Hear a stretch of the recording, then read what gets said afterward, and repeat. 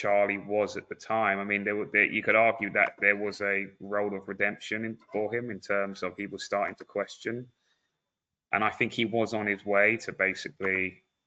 Well, I mean, we'll never know now, obviously, but I think there is a good chance that he was there he was starting to wake up. But at the end of the day, what Charlie was essentially paid to do was to convert basically a lot of young Americans, of very young, impressionable minded individuals, to basically have a support for Israel, who I believe, and many others believe, are essentially the power brokers of the West, and basically have a great stranglehold upon this nation and the West in general. I'm trying to find just some. I mean, God, I've been posting so much about it that to. Regardless, the assassination of Charlie Kirk's not been answered why there was a judge. You know, I've got to ask David about that. Jet disabled its location monitor system whilst deporting from Pablo Airport, 12 minutes from Utah Valley, Pablo Airport, sorry, from 12 minutes from Utah Valley University, 1 hour after Kirk was murdered. This jet is apparently owned by Derek Maxfield, a wealthy donor to the Chabad Lubavitch of Utah.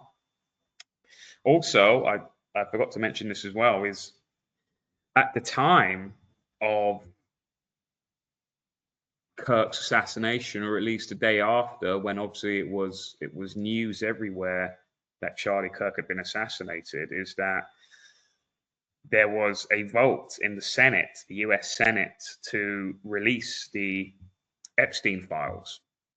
Now, Thomas Massie in America, a congressman, a Republican congressman, or a very rebellious Republican, seems to be the only decent politician in America, it seems. The assassination of Charlie Kirk has two big reasons positive for both the Israel and US regimes. One, Kirk, one of Israel's greatest puppet assets, would go from uni to uni in America, subvert young minds to overall support Israel. However, Kirk of late was starting to awaken to the Zionist power structure of the West. Israel could not have one of their biggest assets rebel, as this would undo all of the work Israel supported by students who treated Kirk like a cult leader. So obviously, if Kirk kept talking about and criticizing the actions of Israel, it is very likely then that many of his young followers who saw Kirk as a leader, similar to how a lot of Tommy supporters see Tommy as this cult-like leader almost, and he can do no wrong, it would have undone all of that work, and the students would have followed Charlie Kirk rather than Israel itself.